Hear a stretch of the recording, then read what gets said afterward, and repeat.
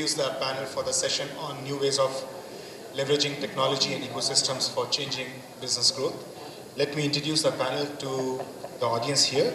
On my left is Mr. Sharad Mohan. He's the country head retail banking, Citibank India. He's responsible for the retail banking business that comprises of Citi's client segments, distribution channels, including branches and ATMs, wealth management and transaction. And he will give us a lot of insights into how Citi operates with such few branches and does an amazing job. On his left is a person who needs no introduction, Mr. Rajiv Sabharwal. He's the Executive Director of ICICI Bank.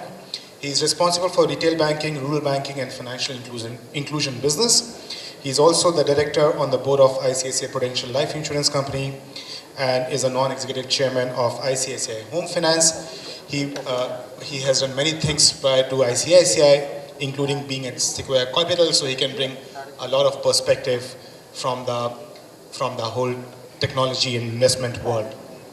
To his left is Mr.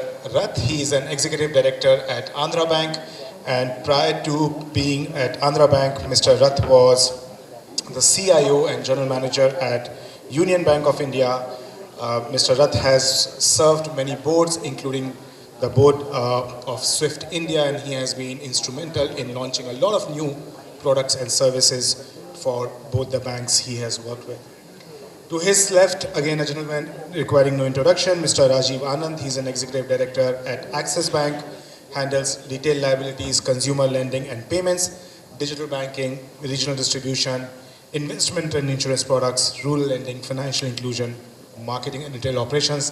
A lot of moves by Axis Bank. Look forward to hearing him on leveraging some of the new trends that we are seeing in the market. To his left is we have Nishant Singh, who is founder and CEO of CRM Next, a fintech in some ways. He is a class 1 patent holder, and he has been involved in many cutting edge technologies, including GPS development and doing a few very cool things with stock exchanges. He's a serial entrepreneur, and it would be great to have his views here. And finally, we have Mr. Arindam Mukherjee, who is an operation director, enterprise business for Cisco India and SARC. He heads many verticals, including financial services, manufacturing, automotive, e-commerce business in India, and he can actually bring a lot of trends in India and globally to that table. My name is Ashish Garg. I am a partner with BCG Financial Services Practice in India, and it's my privilege to be the moderator for this panel.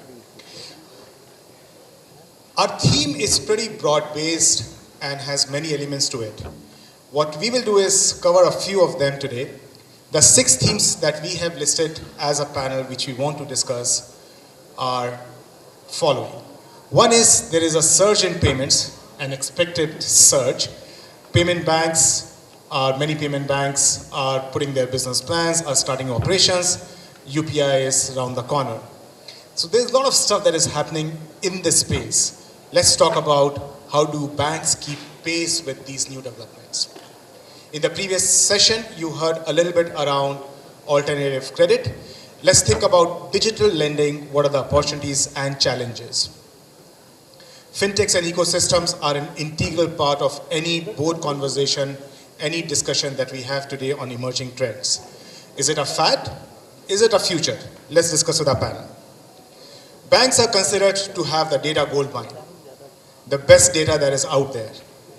Let's figure out how banks are mining this data both within the bank and outside the bank.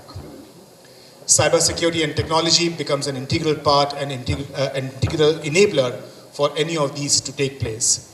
Let's discuss what we do not know about cybersecurity and technology.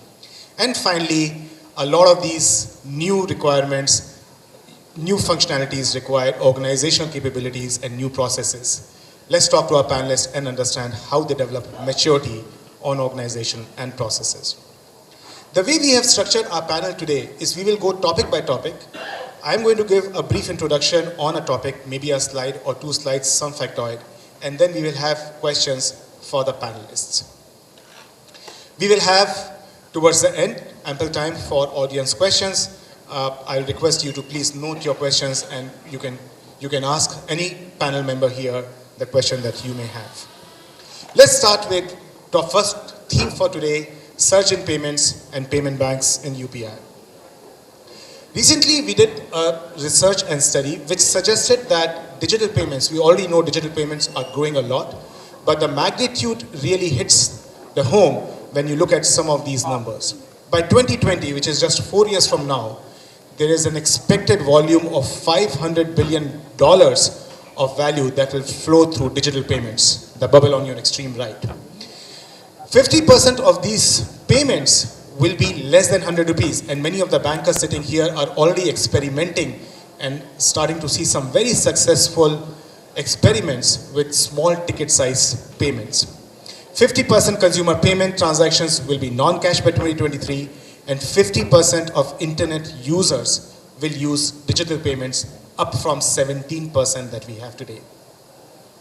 So that's how the payments will really quadruple, multiply itself in the coming years.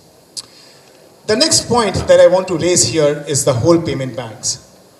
While we are seeing some payment banks dropping off and many starting to put their business plan together, I have a more fundamental point here to raise. The traditional banks are all bundled up model. So you have savings, investments, transactions, borrowings, all put together under one roof, under one umbrella. Can payment banks come up and disrupt the model by bringing the best of breed to the consumers? So payment banks can do liabilities. Can they bring the best of investment products, insurance and mutual funds largely? Can they tie up with the best of NBFCs for borrowings? Can they also tie up for various transactional products? UPI is creating a brand new architecture around the corner, completely interoperable. Many things are called as game changers. Hopefully this will be truly a game changer. So a lot is happening in the payment space. Banks are doing many things to prepare themselves for this onslaught.